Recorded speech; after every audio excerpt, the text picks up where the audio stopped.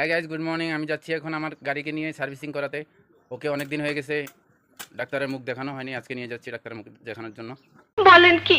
ঠিক বলছি, আজকে হবে ওর 4 নাম্বার ভ্যাকসিন। যত শরীরের ময়লা ফয়লা আছে সব আজকে বেরিয়ে যাবে। আর বিশ্বকর্মা পূজা চলে এসছে সামনে, আর কয়েকদিন টাইম আছে, তাই আজকে নিয়ে যাব। 2-3 দিন ঘরে থাকবো, ঘরের কাজ ইউজ করতে হবে। কয়েকদিন কাজে যাব না, আমি ঘরেই থাকবো।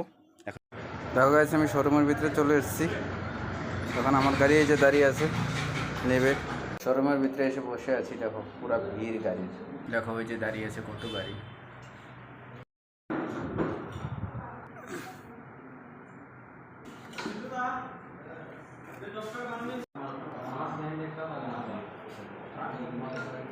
গাইস, আমি চলে এসেছি ঘরে।